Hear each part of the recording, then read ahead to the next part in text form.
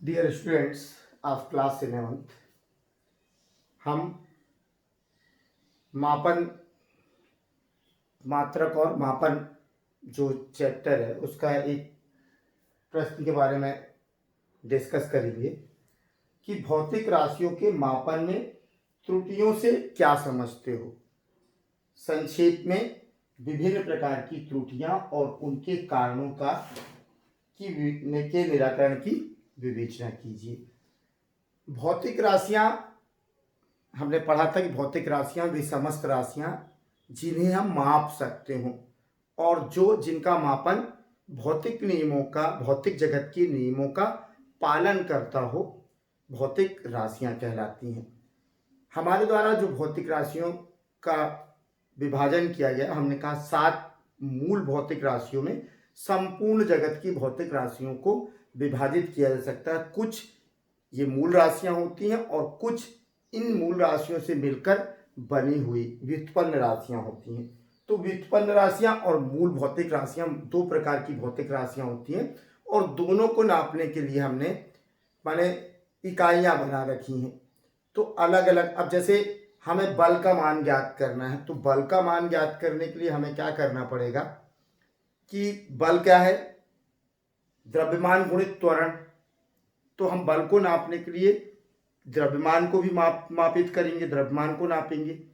त्वरण के लिए हमें कितने दूरी प्रति सेकंड वो परिवर्तन हो रहा है, तो दूरी की माप, प्रति सेकंड दूरी में परिवर्तन की माप नापेंगे। तो यहाँ पर एक इकाई हो गई किसकी, द्रव्यमान की। दूसरी इकाई हो गई किसकी, आपकी दूरी की, ठीक है, लंबाई की। और तीसरी इकाई हो गई समय की। इस तरह से यदि हमें अकेले बल का के लिए सूत्र निकालना है, बल को निकालना है, तो हमें 3 इकाइयां नापनी पड़ेंगी। अब इन 3 इकाइयों को नापने में के लिए हम विभिन्न प्रकार के उपकरणों का उपयोग, जो कि हमारे पूरे यूनिवर्स में चलता है, जो कि हमारे भौतिक जगत में नापने के लिए दी गए हैं कि द्रव्यमान को हम किलोग्राम में नाप लें, लंबाई को दूरी किसमें नाप लें, मीटर में नाप लें, और समय को सेकंड में नाप लें। हम इन तीनों राशियों को मापेंगे और फिर उसमें मान रखेंगे, तो हमें बल का परिमाण प्राप्त होगा कि बल कितना परिमाण का लग रहा है।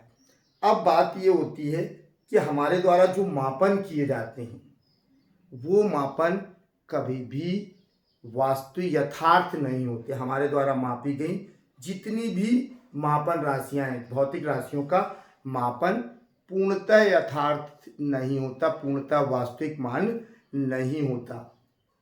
तो जिन भौतिक राशियों को हम नापते हैं वो उनका मान उसके वास्तविक मान से, यथार्थ मान से के आसपास होता है, लेकिन यथार्थ मान हम नहीं कह सकते। अर्थात जो दोष उत्पन्न होता है, वास्तविक मान किसी भौतिक राशि के वास्तविक मान, किसी भौतिक राशि के वास्तविक मान और मापित किए गए मान के अंतर को मापित राशि की त्रुटि कहते हैं।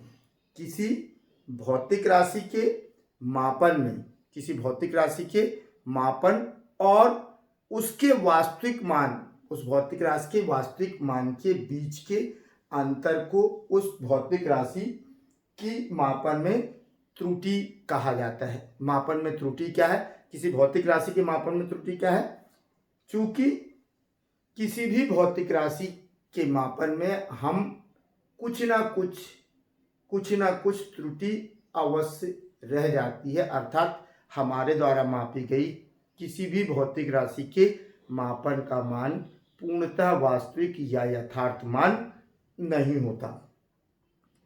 किसी भी व्यक्ति के द्वारा या किसी भी यंत्र के द्वारा मापी गई किसी भौतिक राशि के मापे गए मान में कुछ ना कुछ त्रुटि या दोष हमेशा बना रहता है। विश्व में जितनी भी चीज़ें मापी जाती हैं उनका मान यथार्थ ना होकर उनके मापन में कुछ त्रुटि होती है, जो कि उसके वास्तविक मान के से कम या अधिक हो सकती है। तो किसी भौतिक राशि के वास्तविक मान से, किसी भौतिक राशि के वास्तविक मान से मापित मान, मापे गए मान के अंतर को ही हम मापन की त्रुटि कहते हैं। अब बात होती है कि जब हम किसी भौतिक राशि को सही माप ही नहीं सकते, जब हम किसी भौतिक राशि को का वास्तविक मान माप ही नहीं सकते, तो हमें वास्तविक मान कैसे पता चलेगा? प्रश्न उठता है कि वस्तु का वास्तविक मान क्या है। तो इसके लिए क्या होते हैं कि एक ही एक्सपेरिमेंट में, एक ही प्रयोग में हम कई बार अपने प्रयोग को दोहराते हैं और उसकी कई परीक्षण लेते हैं। एक ही प्रयोग को हम कई बार दोहराते हैं और विभिन्न विभिन्न स्थितियों में उसके परीक्षण लेते हैं, और जो परीक्षण आते हैं उन परीक्षणों का हम औसत या समांतर माध्य निकालते हैं, और जो उसका समांतर माध्य आता है उसे हम वास्तविक मान के करीब मान के, वो वास्तविक मान के सबसे करीबी मान होता है, और उसे हम क्या कहते हैं कि भौतिक राशि के मापन का वास्तविक या यथार्थ मान है। तो वास्तविक या यथार्थ मान हो गए। अब इस वास्तविक और यथार्थ मान से जो हमारे प्रेक्षण है वो दोनों ओर कितना प्रक्षेपित हो रहे हैं, कितना विचलित हो रहे हैं, उसे क्या कहते हैं? मापन की त्रुटि कहा जाता है। अर्थात हम कह सकते हैं कि किसी भौतिक राशि के वास्तविक मान अर्थात समांतर माध्य से लिए गए प्रेक्षणों का अंतर या अंतर ही भौतिक राशि में मापन की त्रुटि कहलाता है। मापन की त्रुटि किसी के कारण बहुत से हैं, विभिन्न प्रकार की मापन की त्रुटियां होती हैं। मापन में त्रुटियों के बहुत से कारण हैं और इनके विभिन्न प्रकार हैं। पहला ले लेते हैं अचर त्रुटि। हम 5 वर्गों में विभाजित कर रहे हैं। अचर त्रुटि मापन की, भौतिक राशि के मापन में अचर त्रुटि। तो अचर त्रुटि क्या होती है कि यदि हम एक प्रयोग कर रहे हैं, यदि हम एक टेबल की लंबाई चौड़ाई क्षेत्रफल निकाल रहे हैं, तो टेबल की लंबाई और चौड़ाई जब हम नापेंगे, हम मीटर स्केल लेते हैं, मीटर स्केल से हमने लंबाई को नापा, फिर चौड़ाई को नापा और फिर लंबाई गुणित चौड़ाई कर दी तो हमें क्षेत्रफल मिल गया।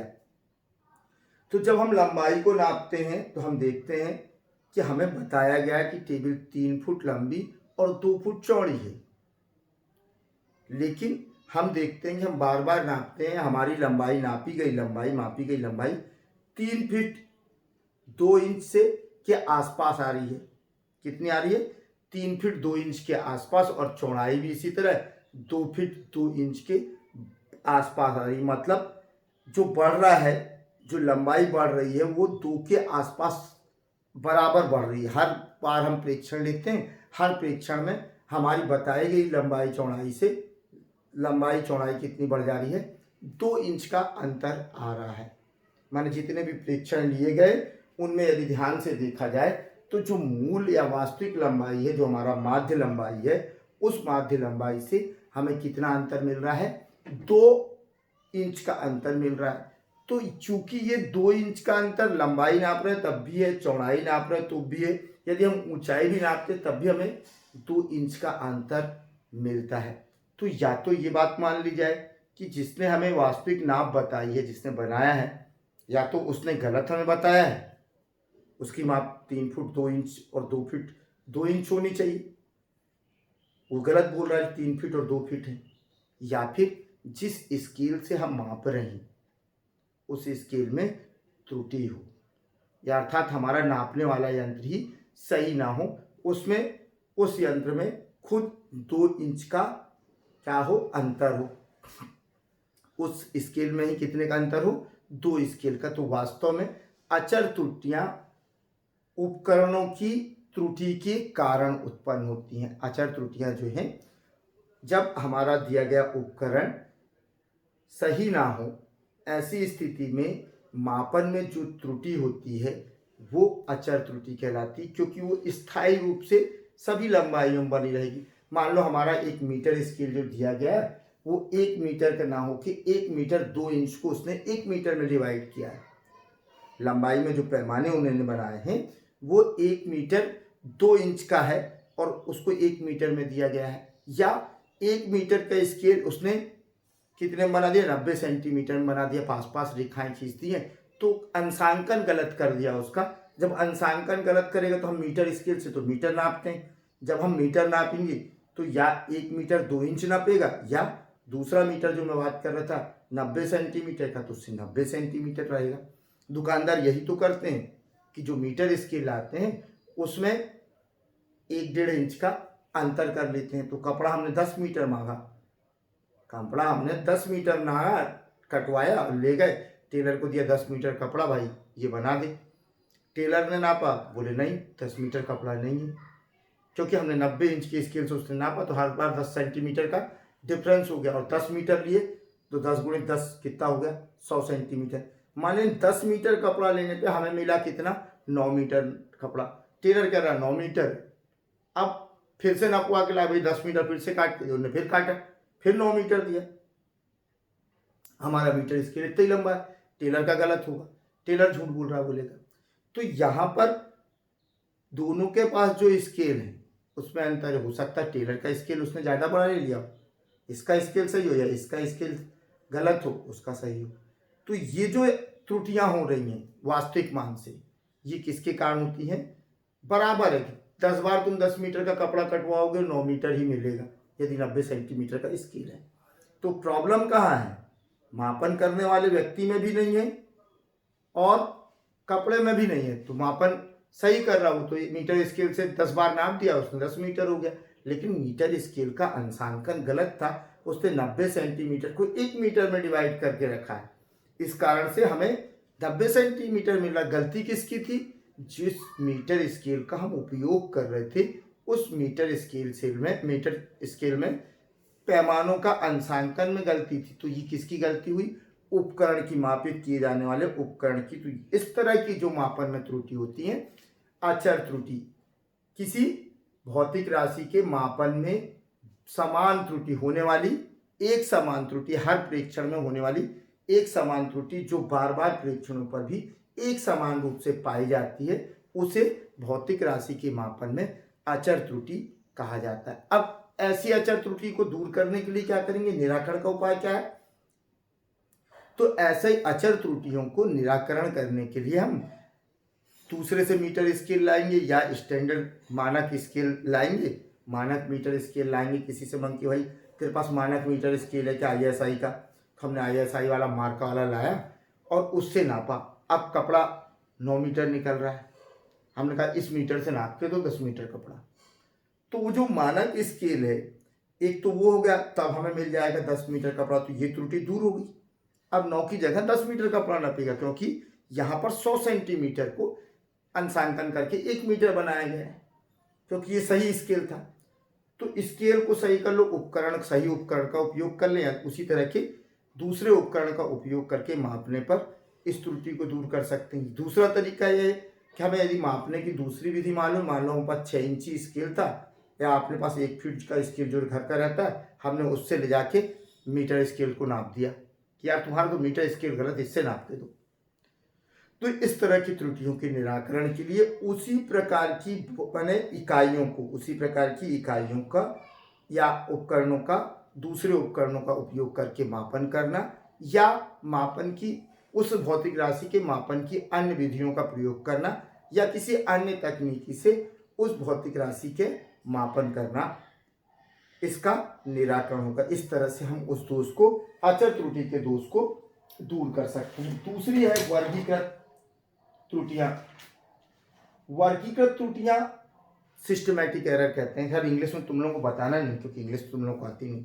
वर्गीकृत त्रुटियां, वर्गीकृत का मतलब है एक प्रक्रिया जिसका वर्गीकरण किया जाए। जब हम किसी दूरी, लंबाने या द्रव्यमान, समय या आपका धारा हो गई, किसी भौतिक राशि मूल या व्युत्पन्न भौतिक राशि का मापन करते हैं, तो मापन के लिए आवश्यक क्या क्या होता है। मापन करने के लिए हम द्रव्यमान का मापन करेंगे तो हमें तराजू माप चाहिए।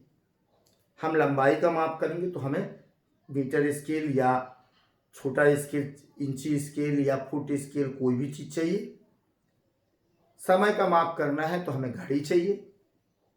सेकंड का नापना है तो स्टॉप वॉच चाहिए, सेकंड वाली चाहिए। फिर उसका धारा को मापना है तो धारा को किससे मापते हैं, अमीटर से, तो अमीटर चाहिए।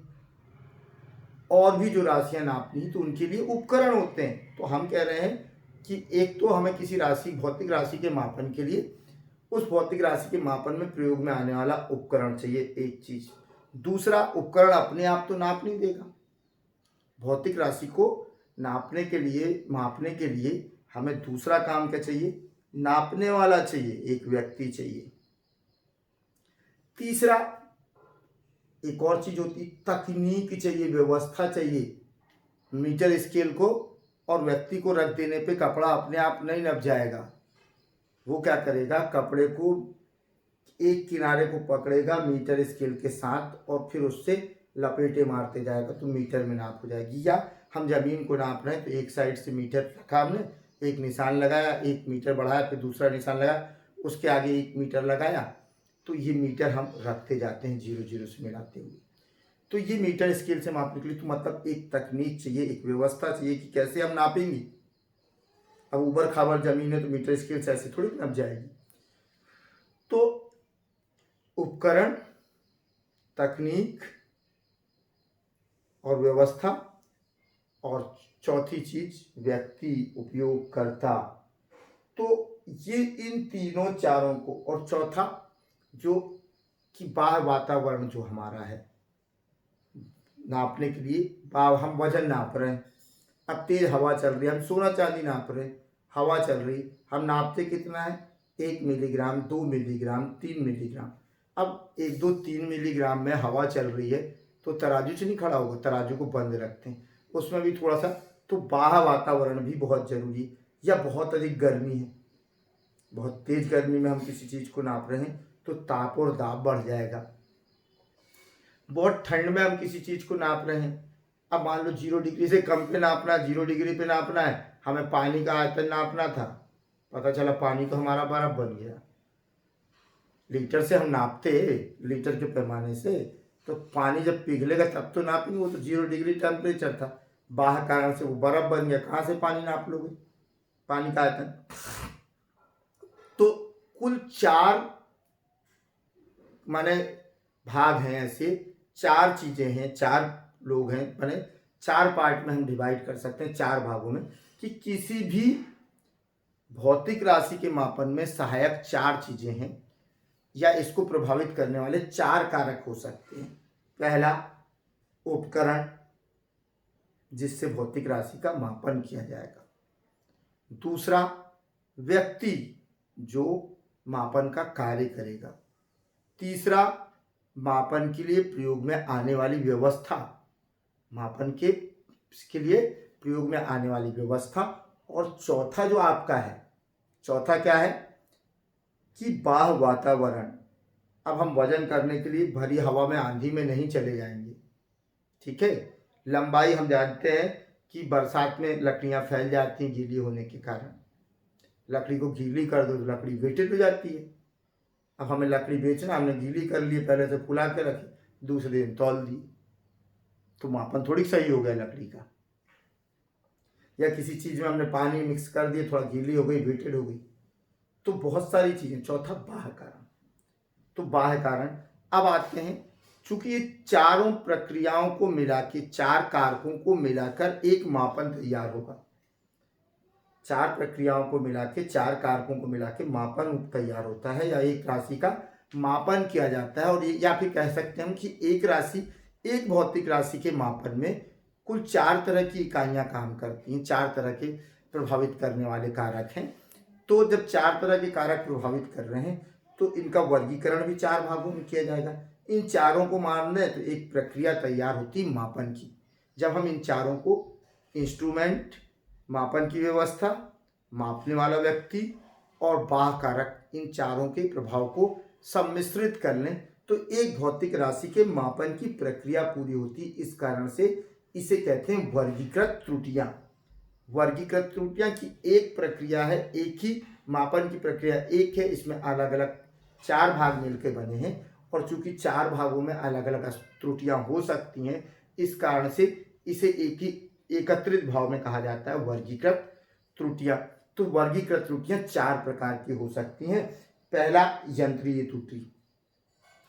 यंत्रीय त्रुटि, यदि मापन में लिया गया यंत्र, मापन भौतिक राशि के मापन में लिया गया यंत्र दोषपूर्ण हो, अर्थात उसमें किसी प्रकार का दोष हो तब, या उसमें किसी प्रकार की तकनीकी खराबी हो तो मापन दोषपूर्ण होगा, या हम मापन को माने तब मापन क्या होगा, दोषपूर्ण होगा। और ऐसे दोष को, ऐसी त्रुटि को क्या बोलते हैं, यंत्रीय त्रुटि। जब किसी भौतिक राशि के मापन में उपयोग किए जाने वाले उपकरण की त्रुटि के कारण मापन में त्रुटि उत्पन्न होती है तो ऐसी त्रुटि को यंत्रीय त्रुटि कहते हैं। जब किसी भौतिक राशि के मापन में उपयोग में आने वाले उपकरण की गलती के कारण या उसके गलत अंशांकन के कारण मापन में किसी तरह की त्रुटि उत्पन्न होती है तो ऐसी त्रुटि को यंत्रीय त्रुटि कहते हैं। ऐसी त्रुटियों को, ये किसके कारण होती हैं, दोषपूर्ण यंत्रों के कारण। और ऐसे दोष बनाते समय, जब उपकरणों को बनाया जा रहा है उसी समय उत्पन्न हो जाते हैं। अर्थात हम कह सकते हैं कि किसी भौतिक राशि के मापन के लिए बनाए जाने वाले उपकरण में उसके निर्माण के समय उत्पन्न होने वाली गलती के कारण, जो हमारा उपकरण गलत हुआ या उसके निर्माण के समय ही उसमें उत्पन्न दोष के कारण, यदि मापित भौतिक राशि के मापन में त्रुटि उत्पन्न होती है तो ऐसी त्रुटि को यंत्रीय त्रुटि कहते हैं। इसका मूल कारण यंत्र के मापन करने वाली इकाई के निर्माण के समय उसमें उत्पन्न दोष होता है। ऐसे दोषों के निवारण के लिए, ऐसी त्रुटि के, यंत्रीय त्रुटि के निवारण के लिए उसी तरह के अन्य यंत्रों का प्रयोग करके या उस भौतिक राशि को नापने के लिए दूसरी विधियों का प्रयोग करके या किसी अन्य तकनीक का उपयोग करके, तकनीक एवं विधि का उपयोग करके इस निराकरण को दूर किया जा सकता है। तो यंत्रीय त्रुटि किसके कारण होती है, यंत्र के निर्माण के समय उसमें उत्पन्न दोष के कारण। और किसे कहते हैं यंत्रीय त्रुटि, जब किसी भौतिक राशि के मापन में यंत्र की बनावट के दोषपूर्ण होने के कारण भौतिक राशि के मापन में कोई त्रुटि उत्पन्न होती है तो ऐसी त्रुटि को यंत्रीय त्रुटि कहते हैं। और यह त्रुटि भौतिक राशि को मापने वाले यंत्र के बनाते समय ही उसमें उत्पन्न हो जाती है। इस तरह की त्रुटियों के निराकरण के लिए उसी तरह की अन्य दूसरे उपकरणों का सहायता लेकर इस दोष को दूर किया जा सकता है, या किसी उस भौतिक राशि को मापने का किसी अन्य विधि का प्रयोग करके या अन्य तकनीक का उपयोग करके इस यंत्रीय त्रुटि के दोष को दूर किया जाता है। दूसरा आपका प्रायोगिक तकनीक में अपूर्णता या अपूर्ण त्रुटि। हमें एक मीटर स्केल दिया गया, जब कपड़ा नापते हैं तो मीटर स्केल में क्या करते हैं, एक सिरा पकड़ा, दूसरे सिरे को से लगाया, दूसरे सिरे को दबाया, फिर उसको बढ़ाया तो उसने उतना नाप लिया, फिर उसको मोड़ के कर दिया। अब यदि हम एक मीटर स्केल से नाप रहे हैं, हमने नापा, ये हमने यहाँ निशान लगा लिया, यहाँ लगा दिया, फिर यहाँ से मीटर स्केल रख दिया। अब ये मीटर स्केल में एक सेंटीमीटर में देखना ध्यान से, यहाँ कुछ हिस्सा छूटा रहता है, एकदम किनारे से अंशांकन नहीं होता, तो इसमें तो ये दूरी बढ़ जाएगी।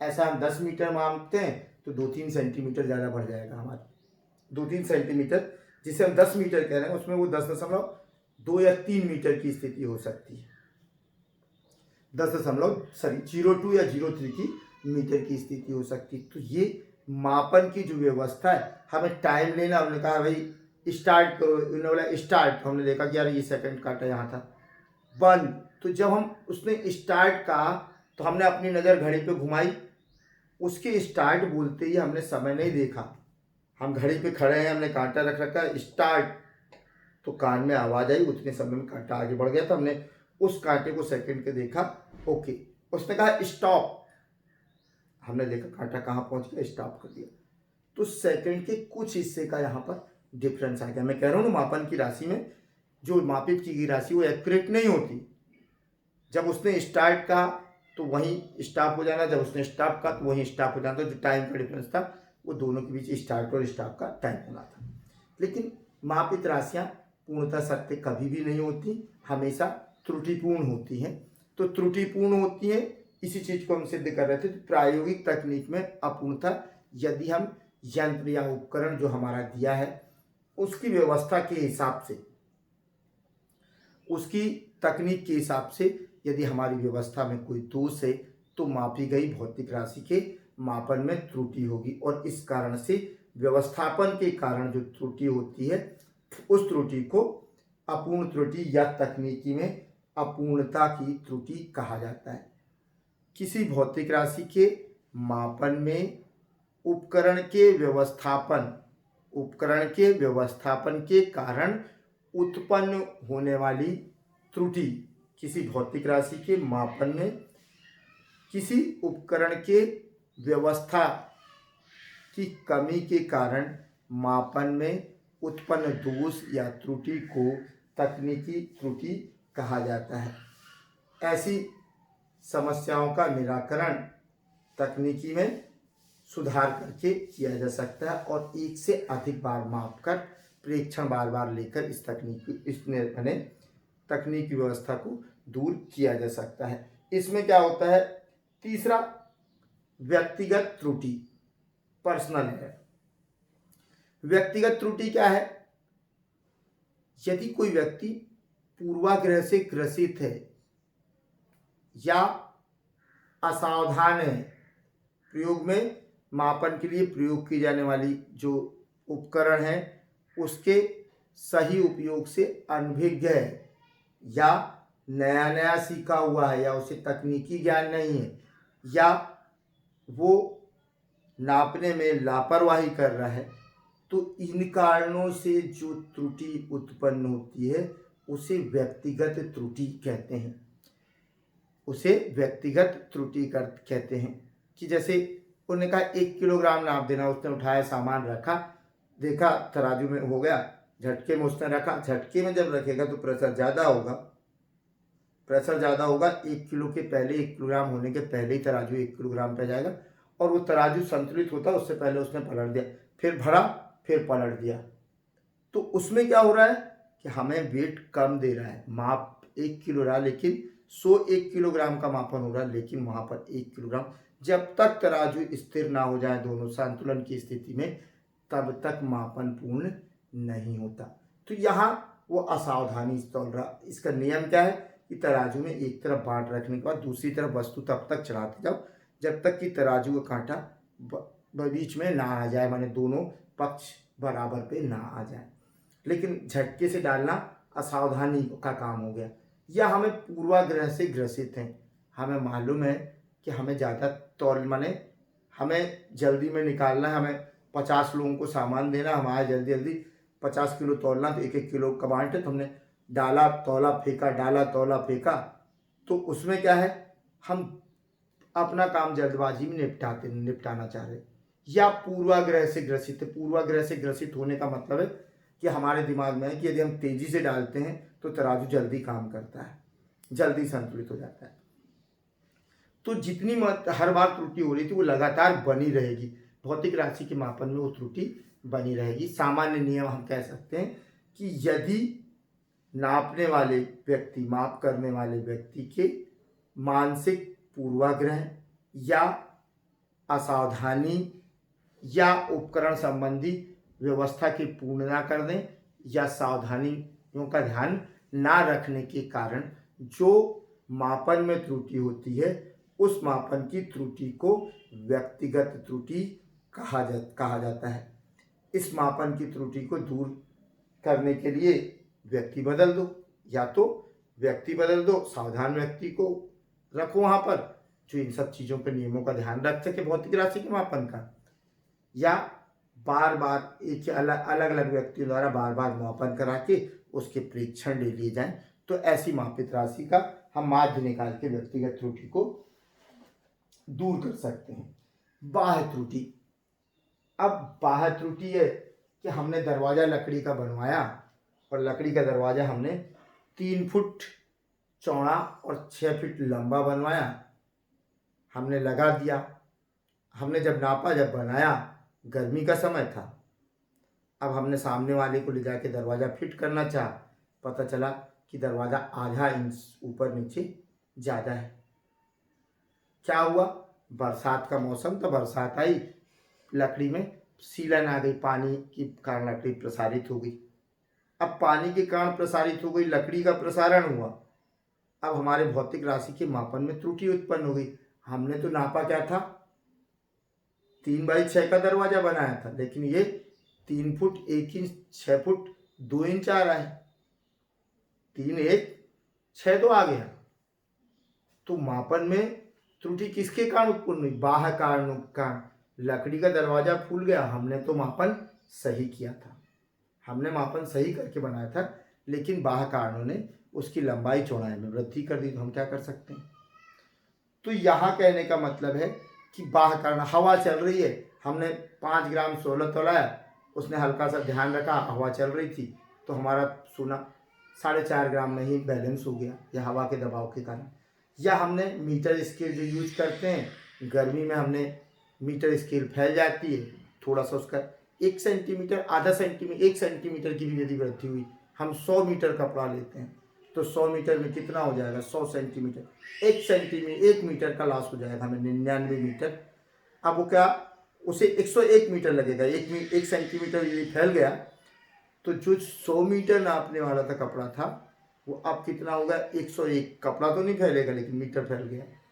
तो बाह्य कारक क्या है, यदि वातावरण की परिस्थितियां या बाह्य भौतिक परिस्थितियों में परिवर्तन, बाह्य भौतिक स्थितियों में परिवर्तन, जैसे ताप दाब, घर्षण, वायु, इनके कारण मापन में होने वाली त्रुटि को, किसी भौतिक राशि के मापन में बाह्य भौतिक परिस्थितियों जैसे ताप दाब वायु आदि के कारण उत्पन्न होने वाली त्रुटि को क्या कहते हैं, बाह्य त्रुटि कहते हैं।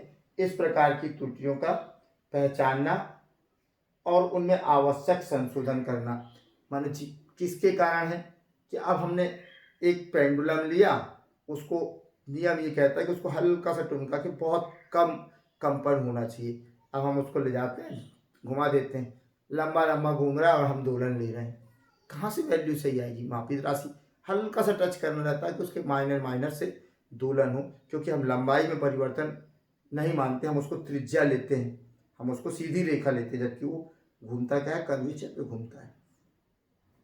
तो बाह्य प्रभाव, अब ये जब घूम रहा है तो घर्षण के कारण भी, न केवल गुरुत्वाकर्षण के कारण रुकेगी, बल्कि घर्षण भी इस पर प्रभाव डालता है। तो घर्षण को हम लेते नहीं, वायु का घर्षण। तो मापित की जाने वाली राशि यदि बाह्य भौतिक परिस्थितियों, बाह्य वातावरण के कारण प्रभावित होती है और उसके कारण यदि उसमें त्रुटि उत्पन्न होती है, तो ऐसी त्रुटि को हम क्या कहते हैं, बाह्य त्रुटि कहते हैं। यादृच्छिक त्रुटि। अब नेक्स्ट आता है, ये तो हो गए वर्गीकृत त्रुटि के 4 भाग। अब हमारे यादृच्छिक त्रुटि की अचानक होने वाली त्रुटि, कि हम देख रहे हैं कि जब हम मापन लेते हैं तो हमें हर बार मापन में दिशा और परिमाण में अनियमित वृद्धि या अनियमित कमी आ जाती है। हम मापन जब लेते हैं तो हम देखते हैं कि भौतिक राशि के मापन में या तो अनियमित रूप से कभी ज़्यादा हो जा रहा है, कभी कम हो जा रहा है, लेकिन वास्तविक मान के आसपास नहीं आ रहा। तो इस तरह की अचानक होने वाली जो परिवर्तन है, वो हमारी व्यक्तिगत भूल के कारण उत्पन्न होता है। हमने डाला, रखा वजन, तौल दिया 1 किलो, फिर डाला वजन, तौल दिया 1 किलो, उसी को फिर डाला, यार अब तो कम हो रहा है। पहले हमने तेजी से डाल दिया, फिर हमने धीमे से डाला, फिर हमने सामान्य रख दिया उठा के। हर बार हम देख रहे हैं कि परिवर्तन हो जा रहा है। फिर हमने पलड़े बदल दिए तो परिवर्तन हो गया। तो इस तरह के अनियमित परिवर्तन व्यक्तिगत भूल के कारण होते हैं, और अनियमित रूप से परिमाण और दिशा में होने वाले परिवर्तन को क्या कहते हैं, यादृच्छिक त्रुटि कहते हैं। इस प्रकार की त्रुटि यादृच्छिक त्रुटि कहलाती है। और ऐसे यादृच्छिक त्रुटि के निराकरण के लिए हम क्या करते हैं, मापन को एक से अधिक कई बार दोहराते हैं। माने 1 किलो हमें तौलना था या 1 मीटर हमें नापना था, तो हम 10 बार उसको अलग अलग ढंग से लेकर नापेंगे, अलग अलग जगहों से, या तौलेंगे।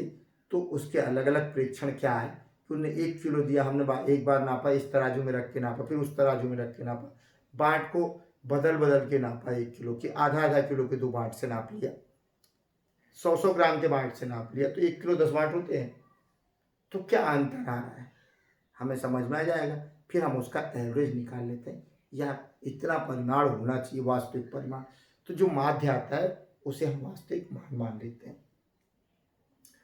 अल्पतमांक त्रुटि, अब क्या होता है, प्रत्येक भौतिक राशि को नापने के लिए बनाए गए उपकरण की एक सीमा होती है, वो एक निश्चित सीमा तक ही मापन कर सकता है। जैसे हम मीटर स्केल में हमारी सबसे छोटी इकाई क्या होती है, मिलीमीटर, सबसे छोटी इकाई क्या होती है, मिलीमीटर।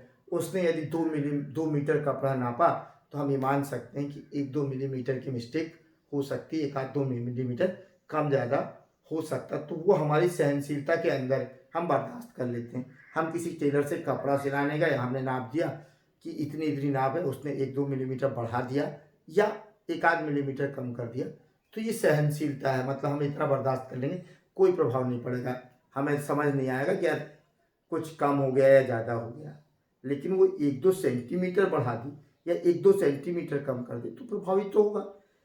लेकिन यहाँ हम बात कर रहे हैं कि अल्पतमांक त्रुटि की, प्रत्येक भौतिक राशि के मापन करने वाले उपकरण की एक सीमा होती, मापन की एक सीमा होती है। एक निश्चित किसी भी उपकरण के द्वारा मापी जा सकने वाली सबसे छोटी इकाई को हम अल्पतमान या अल्पतमांक कहते हैं, उस उपकरण का अल्पतमांक कहते हैं।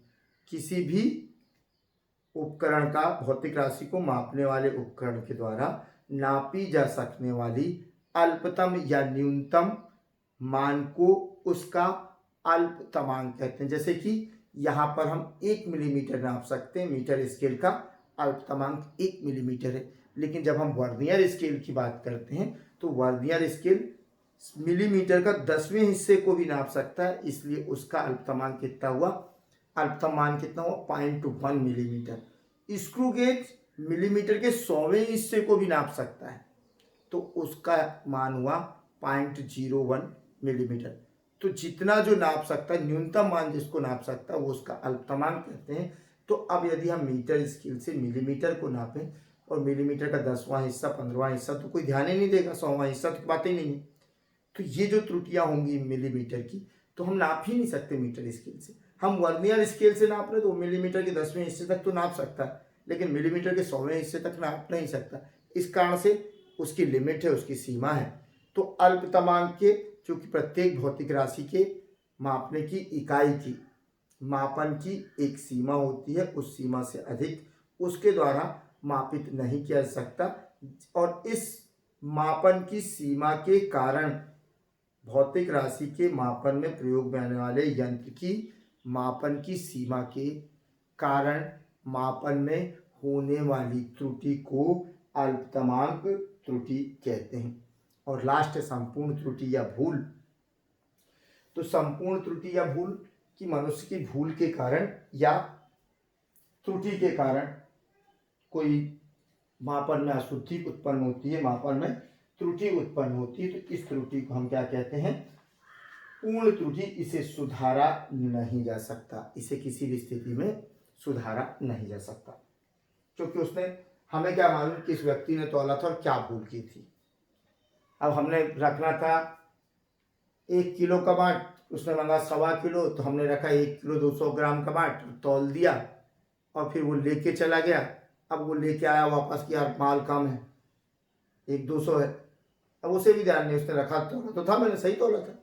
गलती क्या हुई, उसने 50 ग्राम का बाट नहीं रखा था, हमने ध्यान नहीं दिया, उसने भी ध्यान नहीं दिया, उसने 1 किलो 200 ग्राम ही तौला था। मंगा कितना गया था, 1.25 किलो, तो त्रुटि हुई, 1.25 किलो की जगह 1 किलो 200 ग्राम हो गया। अब हमें 5 मीटर कपड़ा नापना था, 5 मीटर मंगा, हमने नापा फटाफट, 3 राउंड नाप दिया, डबल डबल करके 6 मीटर दे दिया। तो त्रुटि, मांगा 5 मीटर था, कपड़ा चला गया 6 मीटर। तो ये हमारी भूलवश हुआ, हमारी भूल और असावधानी वश हुआ है। ऐसी त्रुटि को हम क्या कहते हैं, अपूर्ण त्रुटि, पूर्ण त्रुटि। अब इसका कोई सुधार नहीं है, इसके मापन में वो चला गया, सुधार नहीं कर सकते। दूसरी चीज, निरपेक्ष त्रुटि क्या होती है? निरपेक्ष त्रुटि किसी भौतिक राशि के मापन में लिए गए विभिन्न प्रेक्षणों के समांतर माध्य से पृथक पृथक प्रेक्षणों के मानों के अंतर को निरपेक्ष त्रुटि कहते हैं। हमने एक नापना था, दो बिंदुओं के बीच का विस्थापन नापना था, उसे अलग अलग स्केलों से नापा, उसकी इकाई जो आई क्या क्या आई, x1 x2 x3। मैंने यहाँ पर